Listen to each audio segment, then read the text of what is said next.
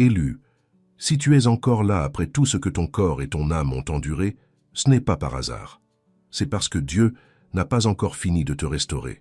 Tu as traversé une épreuve qui aurait découragé beaucoup d'autres, et les 7 signes que je vais te révéler te montreront que ton âme a déjà commencé à se restaurer, même si tu ne le ressens pas encore pleinement.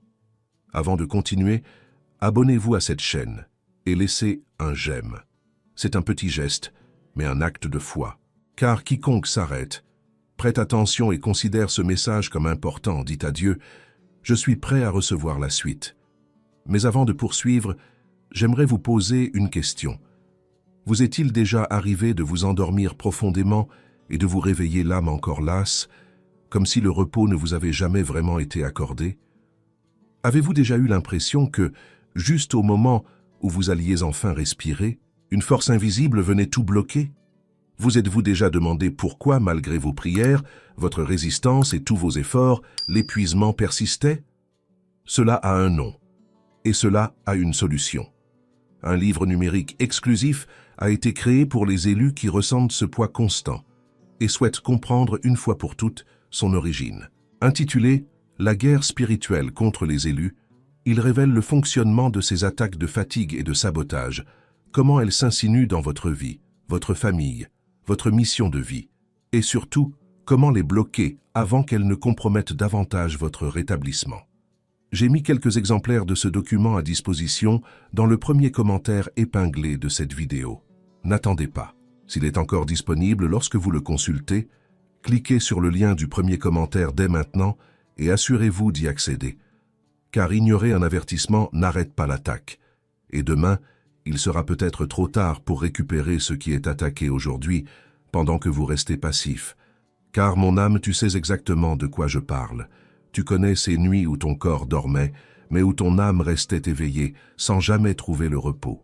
Tu connais le poids de tout porter seul, de soutenir la maison, la famille, la foi, sans que personne ne se soucie de ton bien-être intérieur.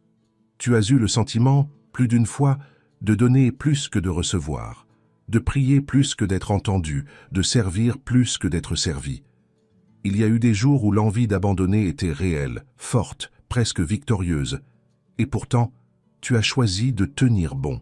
Vous connaissez aussi cette lassitude spirituelle, celle où même la prière semble perdre de sa force, où les mots qui sortent de votre bouche n'atteignent plus le ciel comme avant. Vous craignez, en silence, de vous être épuisé pour rien. Vous aviez l'impression de simplement survivre et non de vivre. Et au fond de vous, vous vous demandiez pourquoi Dieu permettait tant de lassitude avant d'accorder le moindre soulagement. Mais je dois vous dire une chose avant de poursuivre. Rien de tout cela n'était de la faiblesse. Votre lassitude n'était pas un échec, mais de la fidélité. Votre épuisement n'était pas un abandon de Dieu. C'était le prix silencieux de l'obéissance, alors qu'il aurait été plus facile d'abandonner. Vous n'avez pas échoué parce que vous étiez épuisé. Vous avez persévéré. Et c'est précisément pourquoi votre âme peut maintenant être restaurée. La guérison de l'âme se manifeste rarement par un soulagement soudain et éclatant. Elle ne s'accompagne pas de feux d'artifice, ni d'un changement immédiatement perceptible par tous. Elle se manifeste par des signes subtils, un sommeil plus profond, une gratitude qui surgit sans raison apparente, une pensée qui cesse enfin de tourner en boucle dans votre esprit, un désir de prier qui revient spontanément. C'est pourquoi je vous demande d'écouter attentivement les 7 signes jusqu'au bout, car le 7e est le plus important. Il vous révélera que cette force nouvelle qui naît en vous ne vient pas de vous-même, mais de Dieu. Et si votre âme reconnaît déjà ces mots, écrivez-les maintenant en commentaire. J'ai persévéré et je tiens bon. N'écrivez pas cela pour vous plaindre. Écrivez-le comme une déclaration devant Dieu, affirmant que vous êtes prêt à recevoir sa restauration. Le premier signe survient avant même que l'esprit puisse y croire, et c'est précisément pourquoi tant de gens le manquent, sans en comprendre la véritable signification. Le sommeil commence à revenir, même si la bataille n'est pas encore tout à fait terminée. Voyez, le corps est toujours le premier à ressentir la régénération avant même que l'esprit n'en prenne conscience. Peut-être n'avez-vous pas encore dormi une nuit complète sans interruption. Peut-être y a-t-il encore des matins où les pensées s'obstinent à vous assaillir. Mais il y a quelque chose de différent maintenant, un sommeil plus profond, un corps qui se détend quelques instants de plus avant que vous ne vous souveniez de tout le poids que vous portez. Ce n'est pas un hasard, et il ne s'agit pas simplement d'un retour à la normale après la fatigue physique. C'est Dieu qui vous reconstruit de l'intérieur pendant que vous vous reposez, là où votre volonté ne peut atteindre, mais où sa grâce, elle, agit. Lorsque votre corps accepte le repos, même pour un court instant, c'est parce qu'en vous, quelque chose a déjà fait confiance et a appris à baisser sa garde.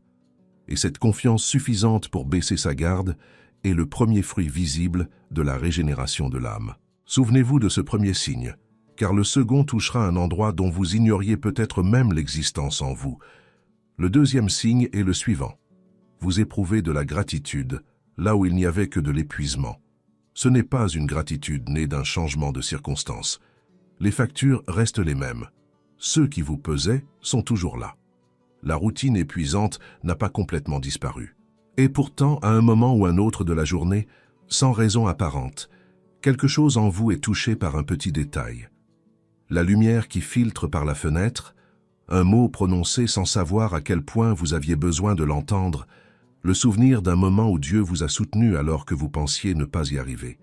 Ce n'est pas votre esprit qui tente de se distraire de l'épuisement. C'est votre âme qui reconnaît silencieusement avoir survécu. Lorsque la gratitude naît au milieu de l'épuisement, sans que rien autour de vous n'ait changé, c'est parce qu'une force surnaturelle a touché quelque chose en vous. C'est le Saint-Esprit qui rappelle à votre âme qu'elle est toujours vivante, qu'elle ressent encore, qu'elle est toujours capable d'être touchée par la bonté de Dieu, même fatiguée, même blessée, même en plein cœur de l'épreuve. Et si vous avez déjà ressenti cela, même un instant, sachez que ce deuxième signe est déjà confirmé en vous. Mais le troisième réveillera un fardeau que vous portez depuis longtemps et qui commence à s'alléger sans même que vous vous en rendiez compte. Le troisième signe est le suivant. Résister ne demande plus autant de force qu'auparavant. Il se souvient de ce que c'était il y a quelques mois ou peut-être quelques années. Chaque matin était une véritable bataille pour retirer de l'argent. Chaque décision de continuer exigeait un combat intérieur, un dialogue intérieur intense, un effort colossal pour ne pas s'effondrer. Il se traînait au fil des jours, s'accrochant tant bien que mal, feignant la force alors qu'il ne rêvait que d'une chose, abandonner. Mais il faut observer ce qui se passe maintenant. Continuer est devenu plus naturel. Ce n'est pas que les difficultés aient complètement disparu. C'est que la lutte intérieure pour continuer ne consomme plus la même énergie qu'avant. Il se lève et même fatigué, ce n'est plus une épreuve de force que de sortir du lit. Il affronte la journée, et même difficile. Ce n'est plus un combat quotidien pour ne pas abandonner. Ce n'est pas un hasard, et ce n'est pas simplement qu'il s'habitue au poids des responsabilités. C'est une renaissance silencieuse. C'est Dieu qui fortifie votre structure intérieure sans même que vous vous en rendiez compte, de sorte que ce qui exigeait autrefois toute votre force n'en demande plus qu'une partie, car le reste, il le soutient déjà pour vous. Gardez également ce signe à l'esprit, car la pièce vous révélera quelque chose qui se passe dans votre esprit, dans un endroit que vous seul connaissez, et dont personne autour de vous n'a peut-être remarqué le changement. Le quatrième signe est le suivant. Les pensées qui tournaient en boucle se dissipent maintenant plus rapidement qu'auparavant.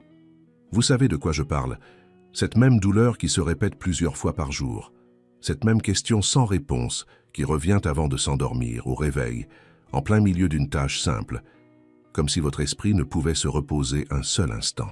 Ce schéma a un nom, l'épuisement mental, conséquence directe d'une âme qui a trop longtemps porté son fardeau seule. Mais observez attentivement ce qui change maintenant. Ces pensées reviennent, car la guérison n'efface pas le souvenir, elle soigne ce qu'il porte en lui. Elles reviennent, mais elles repartent plus vite. Avant, elles restaient des heures. Maintenant, elles ne durent que quelques minutes. Avant, elles vous tenaient captifs toute la journée. Maintenant, elles s'évanouissent, et vous pouvez reprendre vos activités sans être pris au piège de ce cycle. C'est le Saint-Esprit qui purifie ce qui était surchargé en vous, qui remet de l'ordre dans ce qui ressemblait à une pièce en désordre après la tempête. Il ne vous dit pas d'oublier ce que vous avez vécu, il vous apprend à ne plus vous y attarder. Si vous avez déjà perçu, ne serait-ce qu'un seul de ces 4 signes, sachez au fond de vous que quelque chose s'est déjà mis en mouvement. Et ce qui suit va encore plus loin, car les signes suivants touchent précisément là où la lassitude a le plus tenté de vous convaincre que Dieu vous avait abandonné. Le 5e signe est le suivant. Le désir de prier revient sans que cela paraisse un fardeau. Quand l'âme est épuisée, même parler à Dieu devient un fardeau. Les mots sortent, mais ils semblent vides. On s'agenouille, mais l'esprit est déjà ailleurs, luttant contre le sommeil, les larmes, l'insensibilité. Certains confondent cela avec un éloignement de Dieu, mais il n'en est rien.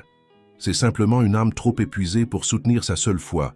Aussi, lorsque le désir de prier revient, non par obligation, non par culpabilité, mais comme un désir sincère d'être simplement devant lui, c'est la preuve la plus claire que la source se rouvre en vous. Le puits qui semblait à sec n'était pas tari. Il se reposait simplement, attendant que le Saint-Esprit rouvre la source au moment opportun. Et si récemment, vous avez ressenti l'envie de prier sans que personne ne vous le rappelle, sans culpabilité, sans fardeau, sachez que ce 5e signe est déjà en vous. Le 6e signe est le suivant. Des personnes ou des situations inattendues arrivent pour réconforter votre âme. Peut-être un message est-il arrivé au moment précis où vous en aviez le plus besoin. Peut-être une parole prononcée par quelqu'un qui ignorait tout de votre souffrance, mais qui semblait écrite spécialement pour vous. Peut-être un instant de paix inattendu au beau milieu d'une journée ordinaire, sans raison apparente. Ce n'est ni un hasard, ni de la chance. C'est Dieu qui vous offre de petits réconforts, non pas en récompense de votre persévérance, mais comme une composante essentielle du processus de guérison. Il sait qu'une âme apaisée ne se reconstruit pas seule. C'est pourquoi il place sur votre chemin au bon moment exactement ce dont votre âme a besoin, même lorsque vous n'en aviez pas conscience. Et voici maintenant le 7e signe, le plus important de tous, celui qui confirme tout ce que les 6 autres ont déjà commencé à révéler. Le 7e signe est le suivant.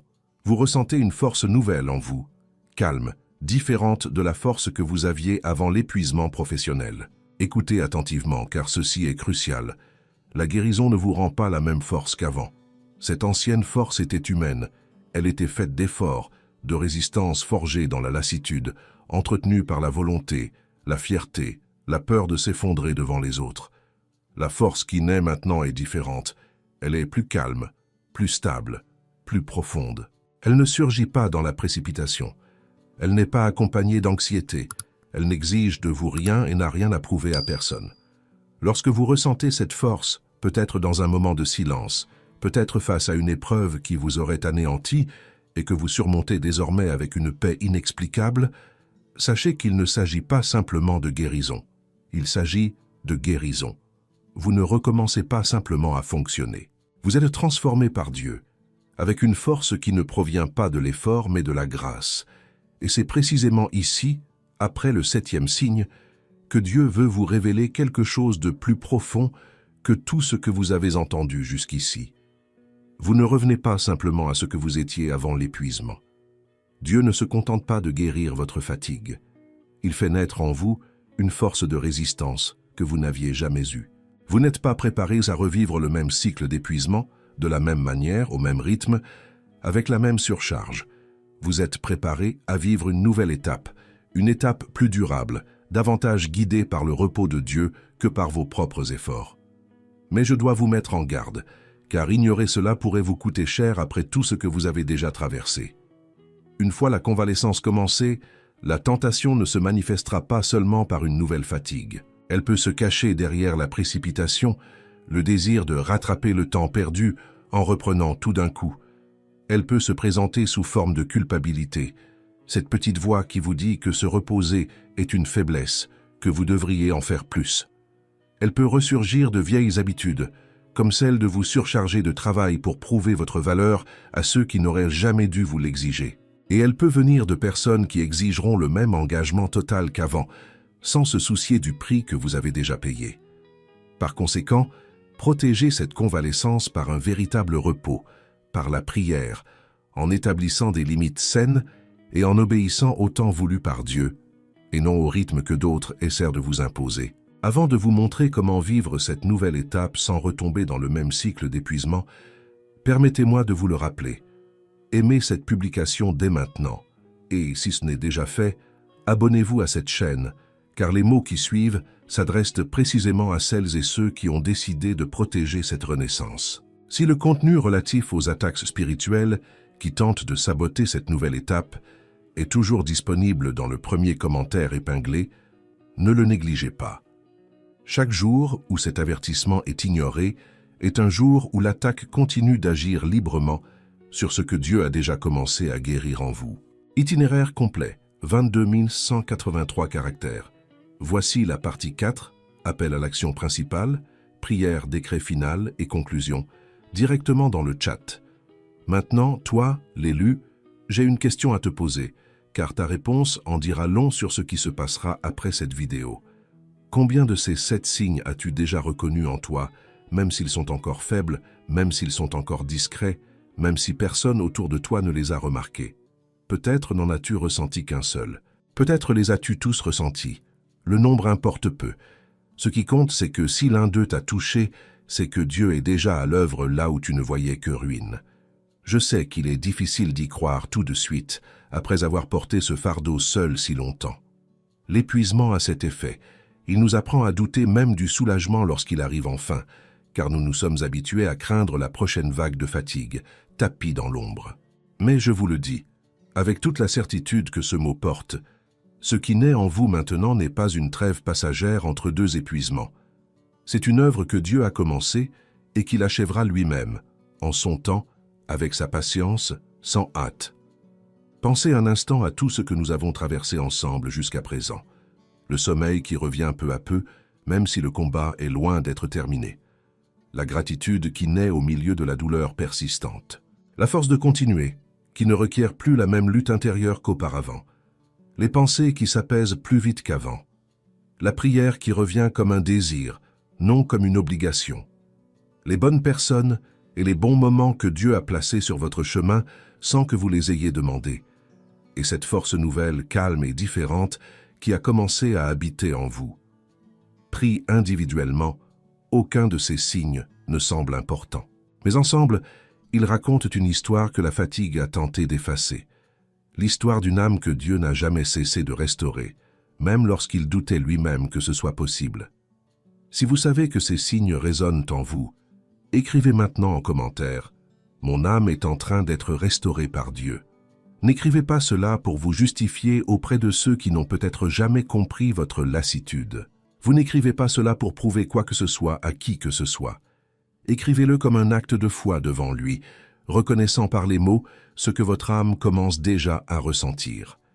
Il y a une force à proclamer ce que Dieu fait, même avant d'en avoir pleinement conscience. La foi parle de ce qui est encore en train de naître, et non seulement de ce qui est déjà accompli. Et chaque fois que vous exprimez une vérité spirituelle à voix haute ou par écrit, vous refusez de laisser la lassitude continuer à dicter votre histoire. Si cette vidéo a touché une corde sensible chez vous depuis longtemps, abonnez-vous à cette chaîne dès maintenant. Car les paroles qui suivent ne s'adressent pas seulement à ceux qui ont besoin d'un soulagement passager. Elles s'adressent à ceux qui ne veulent pas seulement guérir une fois pour toutes, mais apprendre à vivre autrement, sans s'épuiser à nouveau. Dieu ne se contente pas de vous sortir de l'impasse où vous étiez. Il vous enseigne un chemin qui vous permettra de ne plus y retourner. C'est là toute la différence entre un simple soulagement et une véritable guérison. Le soulagement s'estompe avec le temps.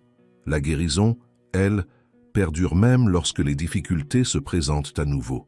Avant de terminer, j'aimerais que vous fassiez quelque chose avec moi. Pas besoin de le faire à voix haute si vous n'y arrivez pas. Cela peut simplement se faire en vous, avec un cœur calme et présent. Trouvez, si possible, un moment de silence autour de vous. Fermez les yeux, si vous êtes dans un endroit où c'est possible. Prenez une grande inspiration, lentement, et laissez ce simple geste être une forme de repos, peut-être le premier vrai repos conscient que vous vous accordez aujourd'hui. Je sais qu'une partie de vous hésite encore à croire que c'est réel, que la guérison dont nous parlons n'est pas juste de belles paroles dans une vidéo, mais quelque chose qui se produit réellement en vous, en ce moment même. Cette hésitation n'est pas un péché ni un manque de foi. C'est simplement la marque de quelqu'un qui a été tant de fois déçu, qu'il a appris à se protéger même de l'espoir. Mais je vous invite, juste pour un instant, à baisser un peu votre garde. Pas pour toujours, si cela vous effraie encore, Juste maintenant, juste pour ces quelques mots. Je vous guiderai par la prière, et je vous demande de répéter chaque phrase comme une décision, non par simple formalité, car ce que nous allons déclarer n'est pas une simple demande, mais un décret concernant votre prochaine étape. Répétez après moi, lentement, en laissant chaque phrase peser sur son véritable sens. Seigneur, j'accepte la restauration que tu m'offres aujourd'hui. Je dépose devant toi l'épuisement que j'ai porté seul si longtemps, sans savoir à qui confier ce fardeau. Je te pardonne le temps où j'ai cru être abandonné, même quand tu étais plus proche que je ne pouvais le percevoir. Je refuse de revenir aux anciens rythmes qui m'épuisaient, qui me faisaient courir sans relâche, qui m'ont appris à confondre fatigue et mérite, surcharge et loyauté. Je me libère de la culpabilité liée au repos, et je reçois ce repos comme faisant partie de ta bienveillance, et non comme un écart par rapport à mon objectif. Je choisis le repos, la paix et la confiance en ton timing, même lorsque je ne comprends pas pleinement la raison de chaque étape à venir. Mon âme est restaurée par Dieu, et désormais je marcherai avec une force qui vient de toi, et non de moi-même. Amen. Prenez un instant de silence après ces mots. Laissez-les s'imprégner non seulement dans votre esprit, mais aussi au plus profond de votre âme, dans ce lieu que vous seul et Dieu connaissez vraiment. Car la prière ne s'arrête pas avec les mots. Elle continue d'agir en vous, même après la fin de cette vidéo, même après votre retour à vos habitudes, même après que demain se soit transformé en semaine prochaine, et la semaine prochaine en une nouvelle étape que Dieu a déjà commencé à bâtir en vous. Peut-être ne ressentirez-vous pas de changement radical dans les prochaines heures, et c'est normal. La restauration de l'âme, comme je vous l'ai déjà dit, ne se fait pas par explosion. Elle se fait par étapes, lentement, avec la patience de celui qui sait exactement ce qu'il construit. Élu. Je sais que vous avez parcouru un long chemin en portant un fardeau que peu de gens connaîtront jamais. Je sais qu'il y a eu des nuits où vous avez gardé une foi invisible, dans un silence incompréhensible, dans une lassitude insaisissable. Mais écoutez attentivement ceci, car c'est la dernière chose que je souhaite voir gravée dans votre esprit avant que nous ne terminions cet instant ensemble. L'épuisement n'a pas eu le dernier mot. Dieu restaure ce que la lassitude n'a jamais pu détruire. Si cette vidéo vous a touché, n'hésitez pas à la liker et à partager en commentaire le signe qui vous a le plus interpellé aujourd'hui. Vos mots pourraient être exactement ce dont une autre personne, aussi épuisée que vous l'étiez autrefois, a besoin pour croire elle aussi en la possibilité d'une guérison. Si votre âme aspire encore à comprendre comment préserver cette guérison, comment reconnaître les signes d'une nouvelle attaque déguisée en précipitation, en culpabilité ou en exigence d'autrui, une vidéo apparaît actuellement sur votre écran, conçue précisément pour vous guider vers la prochaine étape de ce cheminement. Ne partez pas sans l'avoir visionnée, car Dieu ne vous a pas conduit vers ce signe pour que vous vous arrêtiez là.